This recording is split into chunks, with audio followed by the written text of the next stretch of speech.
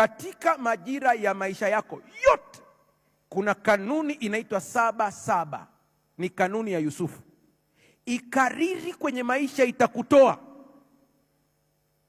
7-7 ni nini? Kuna miaka 7 ya shibe na kuna miaka 7 ya nini? Piga ua, lazima itokee. Mungu kumwonyesha tafsiri Yusufu hakubadilisha miaka, ila alileta hekima ya kutumia. Haleluya. Ukifanikiwa kiuchumi, jua kuna ambaye anakuja pacha wake, anaitwa hasara. Huwa wanafuatana. Hawa hawaachani. Na hapa hakuna habari ya kufunga na kuomba, havina uhusiano. Mungu hakumwambia Yusufu, nawe umwambie Farao aingie kwenye maombi ya siku 10 ili kuzuia njaa. Kuna saa unakemea pepo ambaye hayupo. Watu wangu wanaangamia kwa kukosa nini? Asa pasta, hapa tufanyeje? Ukiwa kwenye position yoyote, madaraka uliopewa, ujue kuna siku yataondoka. Hiyo ni sheria ya asili. Sasa ufanyeje? Fuata kanuni ya Yesu. Yule bwana ambaye aliwekwa kuwa kadhi, aliwekwa kuwa kusimamia shughuli ya bosi wake, akafukuzwa kazi. Mnamkumbuka vizuri eh? Akaenda kumwambia mtu, unadaiwa ngapi? Magunia 7, andika 3.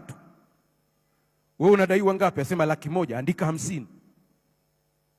Mwisho Yesu anamsifu yule bwana. Utajiuliza, Yesu anasifiaje ujinga kama huu? Yesu anasema hapana, huyu jamaa ana akili.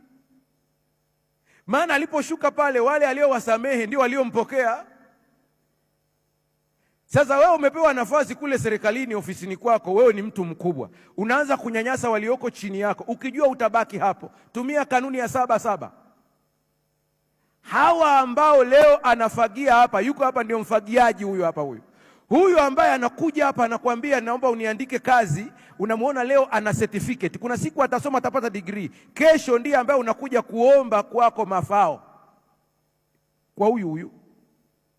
Siku alipokuja na pepa yake ulimwambia kaa pembeni. Nini bwana mdogo wewe? Sasa na wewe unaingia pale. Sikiliza, Mungu atusaidie sana. 7-7 itakuokoa. Siku ukiwa chini, hawa ndio wakikuona nasema wakati nakuja kuajiriwa aliniita mpaka akaniombea. Alikuombea? Sema ndio. Sasa njoo mzee, kaa hapa mzee. Wanapewa oda wale wadogo, mleteni mzee chai. Kwa nini? Akili ya mwanadamu huwa inakumbuka matendo hasa uliotendewa, ila